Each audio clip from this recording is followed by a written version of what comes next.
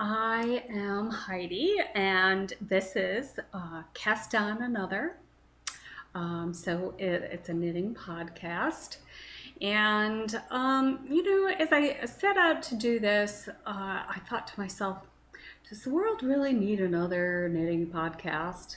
And I thought, yeah, of course. Um, but at any rate, this is my first episode. Because it's the first one, I'll just give you a little background, a little introduction, so you get to know me a little bit. Again, my name is Heidi. I live in Central Florida. I have only been knitting since December 2011.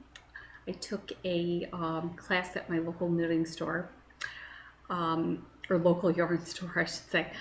I was an empty nester and was I had always wanted to learn how to knit. I learned to crochet at a very young age, but I never really progressed past the basics. I could do, a few stitches and, scarves. I did a couple of simple Afghans, but nothing, I never really became what I would call a proficient knitter. But when I saw people knitting, and I saw 2 needles and all those stitches on those needles, it was just so puzzling to me. It was a mystery, and I needed to know how that was done. So I took the basic, beginner's knitting class. They taught how to knit, purl, cast on, bind off, and we completed a single project. It was a fingerless mitten. I only knit one of them, but it was knit flat, and then it was seamed up the side. And actually, it was seamed up this side, and you just left a hole for where your thumb came out. It was a very simple project, but it was empowering. I finished it. I was excited about it, and I just wanted to learn more and more. So I became one of those knitters that, you have the knitter that looks at the pattern and sees, oh, that has stitches I don't know, or it, relies on a technique I've never done before, so they stay away from that pattern. But for me, that was the pattern that I wanted to knit. I wanted to learn everything.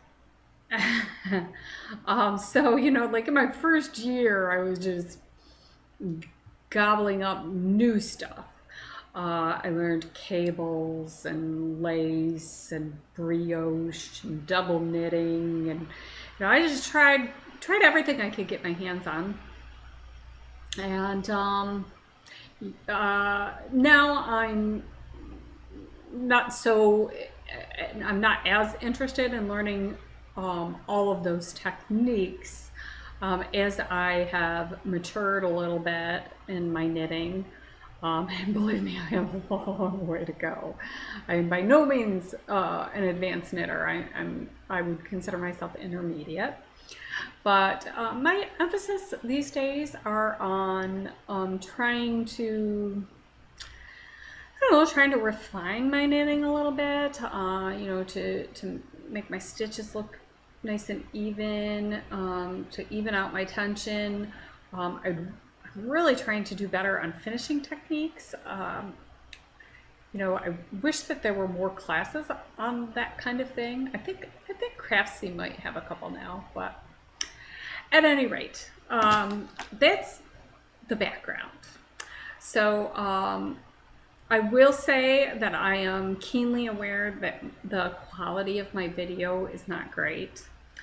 I figure I'm going to see if people are even interested in my podcast. If they are, then I'll probably invest in some better video equipment. So without further ado, I'm just going to get to the knitting content. I have lots of baby stuff to show. So here's the deal. I am a grandma of 3 little boys who I absolutely adore. But my daughter is now pregnant with a girl, so I'm gonna have my first granddaughter. Very excited about it. Oh, I should tell you that I'm recording this on July 19th, 2016. And what makes this day kind of significant is it's one day before my granddaughter is actually due. The baby is due tomorrow. So, like every good knitting grandma, I have photos to show. I'm going to start off here. This is the wee Cria. I knit it in Knit Picks Stroll hand painted, and it is in the Pansy tonal colorway. It's such a cute little cardigan. The top, it's hard to see with this busy yarn, but the top is in garter stitch, and then it switches to stockinette just underneath that. And here's the back. You'll notice a common theme here. My daughter loves purple. So when I knit things to give away as a gift, I try to do them not in colors or patterns that I think I would particularly like, but in colors and patterns that I think would appeal to the person who I'm giving the gift to. So I'm, if I was knitting these baby gifts for my own baby girl, I would probably use soft pastels. I would probably do lace and ruffles and things like that. But those things fit my personality. They don't necessarily fit my daughter's personality. She likes bold colors and bold patterns and busier yarns than maybe I would choose for something for myself. So I am hoping that these are things that she's really gonna love, because I had her in mind when I made them. Okay, so the next one is, everybody's seen these. This is the baby Vertebrae. There it is. And I knit this one in, I must confess, I knit it in a yarn that I purchased at Hobby Lobby. It is an acrylic yarn, and I honestly don't remember what the brand or the variety of this yarn is. Maybe those of you that purchase yarn at Hobby Lobby might know, and if you do, feel free to leave a comment and let me know what yarn I used. I wasn't very good about updating Ravelry with the information. I'm gonna try to get better, because if I'm gonna podcast, I should have this information available to share with you guys. So I'm gonna get better about that. The next is Lima Bean. I did this one. It's so cute. It is knit so that the buttons come down here at an angle and then go down the body. So right on like the raglan edge there, that's really where the front of the sweater is. I knit it in Cascade 220 Superwash, and the cute little flower buttons, I got those at Hobby Lobby. Next on the list, Grandma's been busy. I knit this little top. How adorable is that top? It's called the Composite Baby top. I knit this in Barocco Weekend DK. That's the front. Here's the back. It's just that little lace detailing on the shoulder is so cute. The one thing I will say about this one is, again, the name of it is Composite Baby top. This particular pattern is only offered in the newborn size. And she does have a couple of other patterns that are similar to this. Not quite exactly, but very similar. And they are offered in multiple sizes. So if you have, you know, a 5 or 6 year old kid that you'd like to make a top like this for, she does have other alternatives. And I'll tell you, it was a very well written pattern, and I really enjoyed it. And I think it's super cute. I did make one modification to this. I don't know if it's really necessary, but you know how babies are sort of oddly shaped? You know, they typically have tiny shoulders and chest and a bigger belly. So I just added some increases underneath the underarms here to make this slightly bell shaped, so that if baby girl has a little bit of belly, the sweater will be fine for her and accommodate it. Next on the list, oh, and this is one of my faves. This is the Sproutlette Dress. How cute is that? It has the little leaves down at the bottom with a little bit of an eyelet lace edge, and then the leaves right up at the top, and even the sleeves have a repeat of the little eyelet edging there, garter stitch in the top, stockinette in the bottom, and then look at in the back has a little peephole for the bottom area.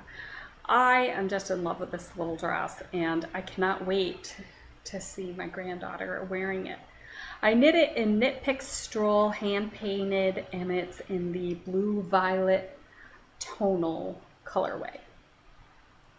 And blue violet tonal is the perfect description for this yarn. I don't know how well it's showing up, but it is mostly lilac, but it has hints of light blue throughout. So I love that one. And the pattern was really well written for that one. This one, I keep calling this one the Baby Bolero. But that is not what it's called on Ravelry. On Ravelry, it is very appropriately named Bolero Cardigan with long or short sleeves. As I said, it's the end of July. The baby's due tomorrow. So, you know, I knit this in the newborn size. So I'm hoping she can wear it either right away or shortly thereafter, and it'll be hot. So I did the short sleeves. And let's see, what did I knit that in? Cascade Ultra Pima is what I used for that one. Next on the list, this little gem. It's called Gidday Baby. It's a little Australian hint. So the end of the sleeves have the striping that is echoing what we have here up in the top. This was really super easy because the shaping for the yoke is just done with those little yarn overs. The yarn overs create, you know, the little holes, little lace look of the holes, but it also creates the shaping of the yoke. And I think it's super cute. Again, I can't wait for little Missy to put this on. I do have, you know, I do have some qualms about how my armhole has these little holes there. I had tried to pull them tighter using some waste yarn on the inside, and it just looked messy. didn't look good. I thought it looked better having the wider holes. Now, I struggle with this with just about every single sweater I ever knit. And that's probably part of my being a beginner. I have tried different techniques that I've seen either shared in a pattern or in a YouTube video or whatever. You know, they just never look that polished for me. So I'm going to solicit feedback from you guys. If there is a particular technique that you've used that works really well, whether it be documented in written format on a blog or something like that, or if there is a YouTube video available that gives you a nice, clean, polished look, I would love to see that. So if you wouldn't mind leaving a comment for me, and maybe I can learn a thing or two and improve upon that particular part of my knitting. And then last but not least, in the finished objects, I have these little baby socks. Aren't they cute? These are knit in the same yarn that I had for the wee Cria. So this sweater. So we got matching socks. The name of the pattern for these socks are, and I'm quoting, the name of the pattern is Basically Perfect Baby Socks. They are worked top down, and they have a short row heel, and I Kitchener stitched the toe, just a round toe, and honestly, I think they're adorable.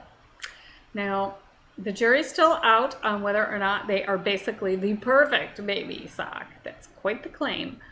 But I am going to let you know once the baby is born, and I'm hoping that will be sometime this week, at the very least next week. We'll put these socks on her and see if she doesn't kick them off, because to me that would be a perfect baby sock, one that they just don't kick off. That might be too much to ask, but whatever. Anyway, no contractions yet. I keep checking with my daughter. She's probably getting sick and tired of me asking, anything yet? Anything yet? Anything yet? But I'm going up to New York. Like I said, I live in Central Florida. I'm going up to New York this weekend. I'll be traveling on Saturday. So what will I be working on the plane? Well, I have two choices. I actually have 3 works in progress, but I'm hoping to have 1 done before then. So which one should I discuss first? I think I'm gonna go with the one that I'm swatching right now. I have been looking at doing the Donner sweater. It's basically a pullover sweater that is oversized. It's very roomy, but has a more tailored sleeve. It uses a lot of positive ease. And if you actually look up the pattern on Ravelry, the photographs that are used on the main page show it with a lot more positive ease than I would be comfortable with. I have a slight frame, and when I wear things that are too spacious, it makes me look like I'm a little kid wearing my parents' clothes. So I want to knit it with a little less positive ease. And I saw the version that Charlene from Yarniacs podcast, Yarniacs, I believe that's it, the one that she knit, and I absolutely love the fit she got on hers. It's a little more fitted through the chest. It's not quite so baggy throughout. It's just, still positive ease. Looks like a very comfortable garment, but a better fit. She used Knit Picks Lindy chain, And so I decided I would use the same yarn since hers came out so great. And she did hers in like a deep purple color, but I purchased mine in sweater quantities.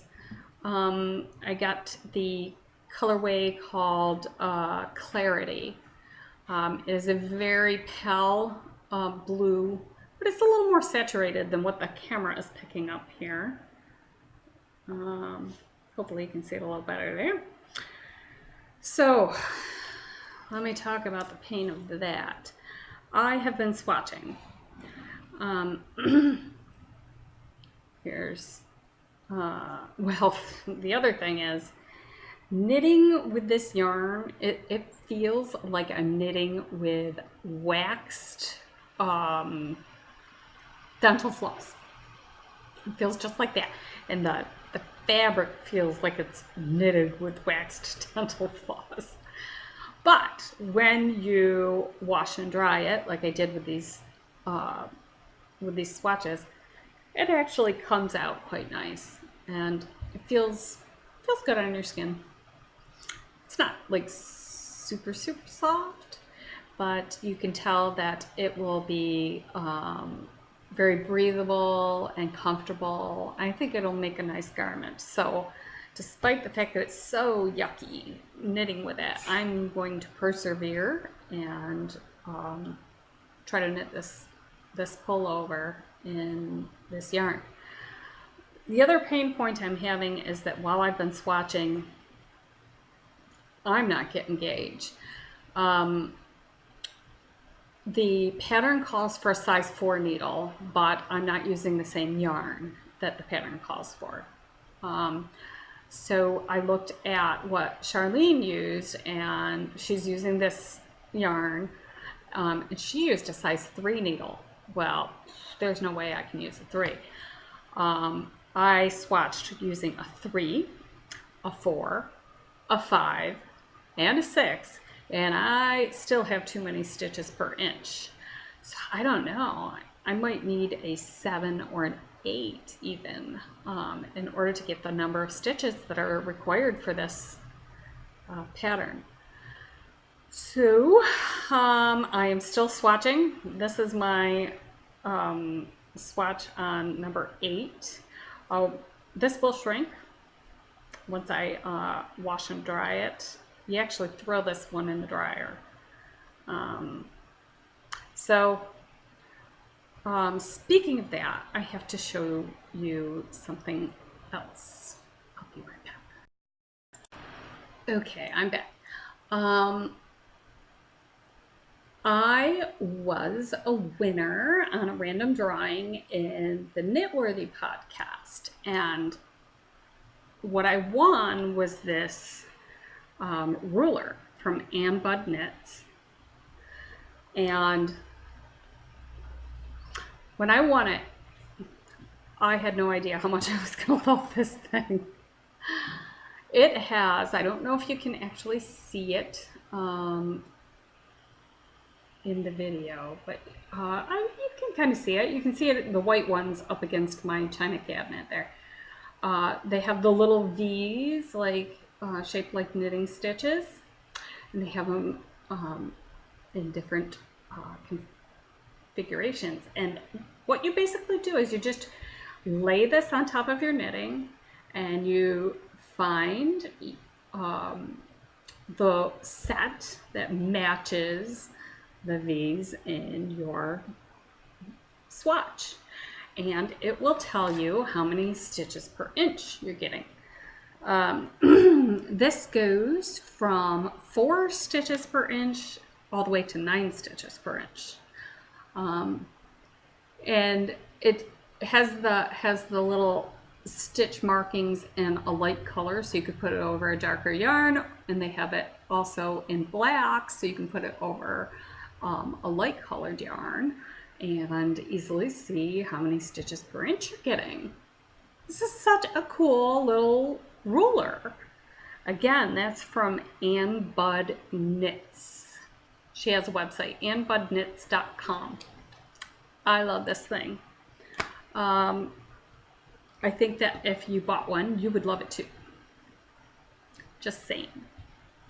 And I would, while I'm at it, I want to thank the lovely ladies over at Knitworthy Podcast.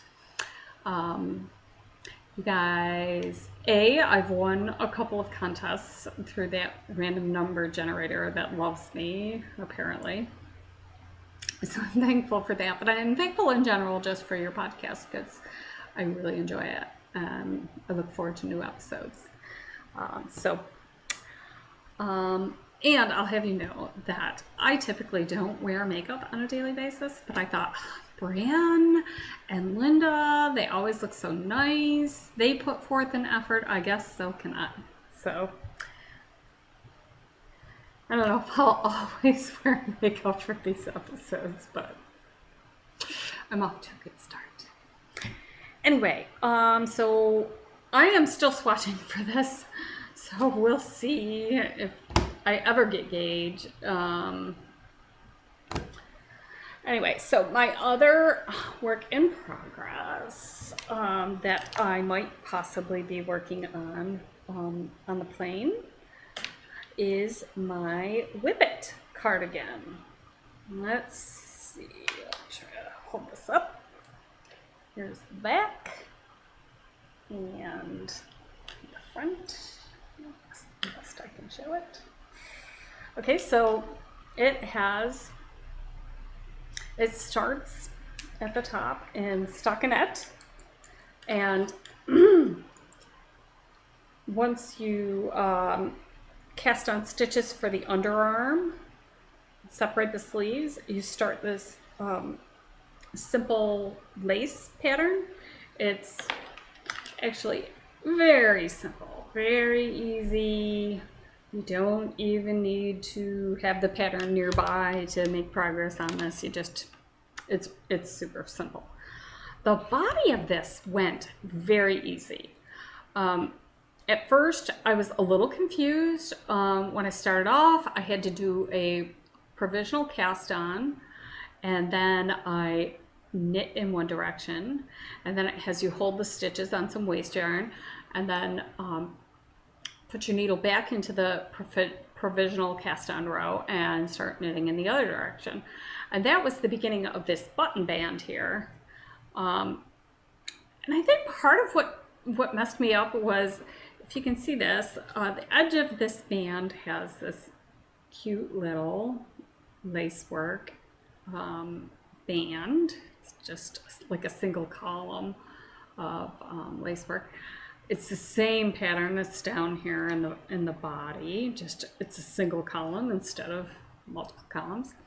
That is also echoed up here. This is the shoulder. So we're coming from the neck band down the shoulder to the sleeve. And it's super cute. But I kept expecting that this little band of lacework would go down both sides of the button band, and it doesn't. On the other side of the button band, it's just kind of simple. It's a simple ribbed band, and it has a little bit of an I-cord edging there on it. It's a nice finished edge. So I sort of fell in love with this sweater when I saw it on Ravelry. I am knitting it in Mabel and Ivy brand yarn. It's their Coast yarn, and this is the red currant colorway. It's less of a red and more of, say, a dusty pink, and it has a lot of it has almost like a tweedy nature to it. Not quite tweed, but almost tweed. I love it. Anyway, it's a 55% lamb's wool and 45% cotton. And when I first started knitting with it, you know, cotton always feels a little stiff when you're working with it.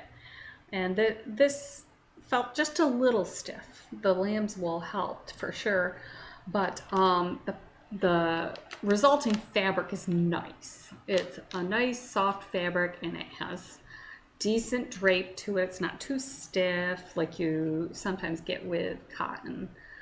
But I'm really having trouble with this sweater. Like I said, the body knitted up just fine, but I started going with the arm, the sleeve, and I got a few inches into the lace work. Pretty much as soon as you pick up the sleeve stitches after finishing knitting the body, you start right in with the lace work, and it's the same lace work that is in the body. But I got a few inches of the lace work done, and I tried it on, and the sleeve was way too tight. Way too tight. So I thought, okay, ripped it out, and I added more stitches so that I could do another lace repeat. It's helped a little.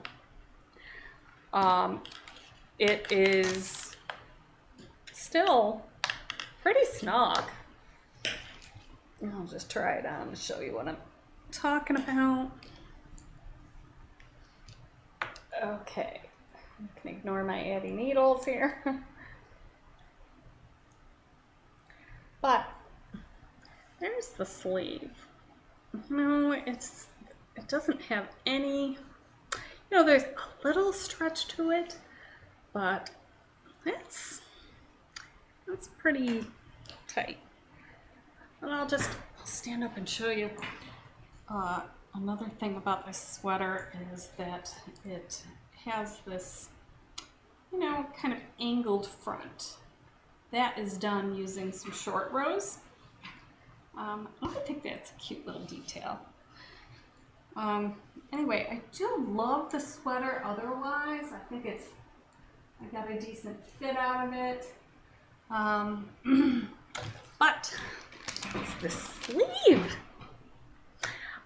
I don't think you could wear it if you had a shirt on underneath that had a sleeve on it.